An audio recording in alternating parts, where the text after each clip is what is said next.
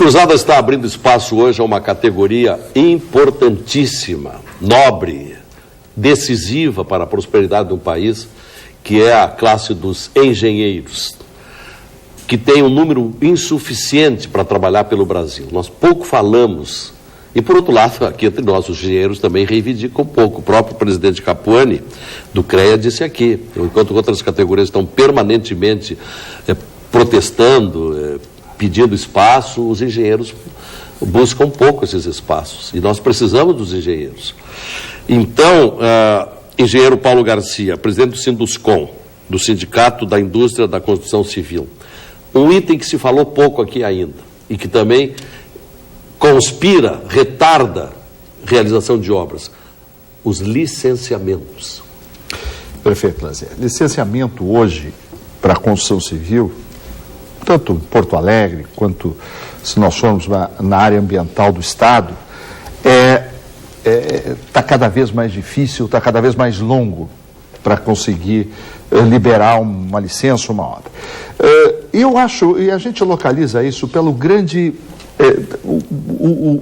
o afã, a vontade de fiscalizar é maior do que a vontade de fazer, né? A vontade de produzir. Os métodos, hoje, até de Porto Alegre, por exemplo, um engenheiro abre uma planta para fiscalizar, para aprovar, para fazer um licenciamento, da mesma forma que ele fazia na década de 70. Aliás, ele está sentado na mesma cadeira da década de 70 e no mesmo prédio da década de 70, que é o prédio ali da Esmove, ali no centro. Então, os métodos são iguais. Hoje, a informática não chegou no órgão público, não chegou no licenciamento. São papéis, são processos que andam de carrinho de supermercado de um andar para o outro. Permanece no século passado. No século passado. Então, esse tipo de investimento, como nós falamos antes, de 6, 7, 8 anos para cá, a construção começou duplicou praticamente a sua produção, mas o Estado não acompanhou. O Estado, a nossa infraestrutura do Estado, necessária para nos licenciar, para nos analisar, ficou no tempo. Então, hoje, se entra num arquivo dentro da Esmove, dentro da Smurb, é o mesmo arquivo da década de 70, com 100 vezes mais processos. 40 anos atrás. 40 anos atrás. Então, este investimento que deveria ter ocorrido ao longo do tempo não ocorreu. A mesma coisa acontece com os profissionais. Não foram renovados os profissionais nesses órgãos. Os profissionais foram envelhecendo, foram se aposentando e não houve essa renovação. Então, está se fazendo de afogadilho isso agora. Então, está se colocando jovens, engenheiros, eles precisam aprender a trabalhar, eles precisam ter seu tempo necessário para aprender aquilo ali. Ao mesmo tempo, nós vamos para a área ambiental. Na área ambiental, eu imagino que diariamente deve surgir uma lei nova na área ambiental e provavelmente todas, nenhuma liberalizando, nenhuma facilitando a produção, todas restringindo cada vez mais. Cabe ao o órgão que fiscaliza isso, SMAN, FEPAM, a nível estadual, é a mesma quantidade de profissionais que trabalham ali há anos, né? E por isso é que atrasa. No outro dia, engenheiro Paulo Garcia, mediando um debate proposto pela RBS TV Passo Fundo, lá em Não Me Toque, na Cotrijal, a certa altura, depois de um debate muito quente lá, muito interessante, um auditório lotado, lá em Não Me Toque, fizemos um levantamento. Qual é o maior problema para o desenvolvimento da agricultura aqui na região? Quem é o maior entrave, o impasse aí? Totalidade do auditório. A FEPAM. FEPAM é um órgão. A questão dos licenciamentos.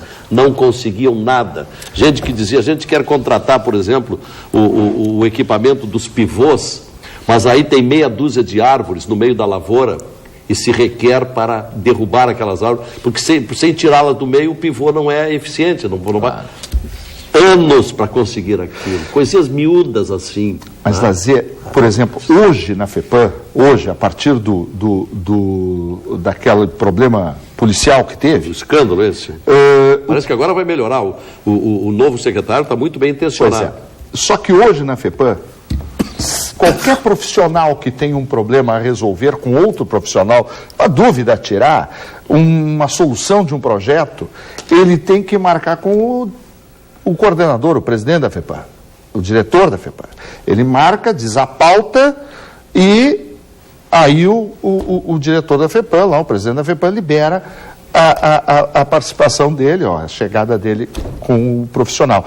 O que antigamente era mais ágil. Antigamente se chegava lá com o seu problema, com a sua solução e apresentava para o profissional, para o técnico da FEPAM. Após isso, o técnico não quer mais ter esse comprometimento. Agora tem que procurar soluções pelo caminho político aí, senão não destrava isso, né? Por que é que vai mexer nisso? Engenheiro Capone. Eu acho que... Eu vi ali uma pergunta ali o meu colega Carboneira, coloque, por gentileza, no vídeo aí essa questão aí que levantou, se não me engano, a nossa telespectadora Zamoner, né? Porque... o Brasil formou tantos engenheiros que 90% foram absorvidos pelos órgãos governamentais, Petrobras, tipo Rede Ferroviária, DAIR, DNR, IBDF, Petrobras, etc. A maioria destas autarquias faliu devido a esse tipo de empreguismo forçado. Mas não por causa de engenheiros, Lazier. Aí nós precisava uma noite falar só sobre a Petrobras, por exemplo. Né? A questão de royalties. Que é deficitária atualmente. Sim, mas aí não é questão de engenharia, pelo amor de Deus, há um desconhecimento total. Mas é incrível. Aí é uma questão de uma política. Empresa dessa, que é uma das empresas mais fortes do mundo, é deficitária. Tu sabe quanto é que é de royalties para explorar o petróleo no Brasil? Isso é engenharia. Entendeu? Sim. Então, essas questões que não são discutidas, que são questões políticas, que nós precisávamos mais tempo. E eu quero responder a telespectador o seguinte: não existe país no mundo, doutor Ponte, que é um homem viajado, eu vou repetir, não existe país no mundo que desenvolveu sem engenharia. Tá? Não existe no mundo país que tenha desenvolvido sem... nós somos os principais pilares do desenvolvimento inclusive sustentável, porque tu pode crescer, o país pode crescer, mas não com sustentabilidade. Hoje, sem engenharia. Seu favor, o exemplo da China. Da China, e quando nós falamos da China, uma das revistas publicou o ano passado 500 mil engenheiros formados no Rio Grande do Brasil, porque 33 mil. Engenharia não é só construção civil, engenharia é conhecimento, é inovação, é muita coisa que nós não tem, né, doutor Ponte? Agora, eu acho que ela não quis criticar os engenheiros, não, viu? O que ela quis criticar foi o empreguismo e foram esses órgãos ficaram paralisados porque não teve investimento. Não, eu acredito que o DAE acabou, não faz mais estrada. Não é por culpa dos engenheiros, é uma questão estrutural de governo que nós temos que, claro, isso é um amplo debate. Claro, mas nós não podemos deixar aí essa oportunidade, ela é ímpar hoje aqui, para que a gente coloque a importância que tem as nossas categorias profissionais para a sociedade. Para a sociedade. Isso aí. Né? Nós estamos presentes em todos os setores. É humanamente impossível hoje a sociedade moderna viver sem as manifestações das nossas profissões. Nós estamos presentes em tudo, como foi falado aqui no início. Né? E nós desenvolvemos tecnologias de ponta, inclusive. Vamos pegar transportes. Por que os países cresceram? Transporte de trens modernos. Temos aí o nosso Coeste, hoje, que ficou anos batalhando. 30 anos. 30 anos. E ninguém implantou. Tiveram que implantar em outros países. E aí agora estamos implantando. Quer dizer, então essas coisas são questões políticas. Por isso, doutor Ponte. E a quantidade de rios que nós temos. Quando eu falei cartesianamente, que nós temos que ser mais politizados. Que nós temos um conhecimento. E nós temos que participar politicamente das decisões. Isso é porque nós não decidimos. E aí nos cargos técnicos, eu repito, quem é o secretário da saúde do município, do estado aqui? Eu te digo, é um médico. Quem é o secretário do transporte do município e do estado? Eu não sei porque não é um engenheiro, só isso eu te digo. Então é isso que nós temos que brigar. É isso que nós temos que colocar. E eu tenho certeza que aí modifica essas questões. Nós não conseguimos ocupar os espaços que são nossos e que nós temos que ocupar. E aí, Lazier, é importante esse debate hoje, porque tu mesmo falou, se discute professor, se discute medicina, se discute engenharia. E não tem crescimento em país nenhum sem os nossos profissionais. Isso a sociedade tem que entender. E esse desprezo, Capone, pelas nossas vias fluviais, que não se aproveita, não há barcaças, não há nem os catamarãs, aí tem um ou dois. Se desenvolveu nesse país uma política de transporte só rodoviário. Entupiu tudo. E aí nós temos a hidrovia, a ferrovia, que ninguém... Acho que a engenharia brasileira não tem capacidade de pensar isso, de fazer projetos, pelo amor de Deus. Isso tem que ter planejamento. Só que tem que ter as decisões. Agora, eu gostaria de fazer um contraponto. Deixa eu fazer um intervalo para o bloco final, para sobrar um pouquinho mais. Eu já me empolguei, viu? Eu queria fazer um contraponto no assunto do licenciamento. Tá, já vamos lá. Então, estamos discutindo aí, reconhecendo que precisamos discutir mais a engenharia no Brasil, porque dependemos dos engenheiros, não dependemos só de professores e médicos, não, dependemos tanto quanto dos engenheiros, que precisam também ser mais remunerados. O que estão nos revelando hoje aqui, os nossos convidados, com relação à remuneração dos técnicos científicos da área da engenharia, é algo constrangedor. Aí ninguém se anima a fazer o curso. Né?